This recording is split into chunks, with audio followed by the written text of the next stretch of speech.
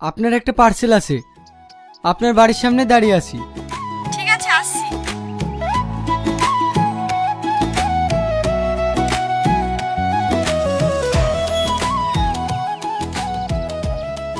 রিয়াজ, তুই ডেলিভারি বয়ের কাজ করছিস?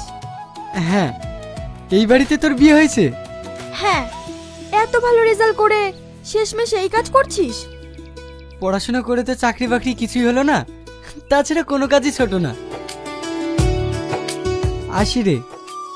আয়, বাড়ির দিকে আয়। না না, অন্য একদিন আসবো।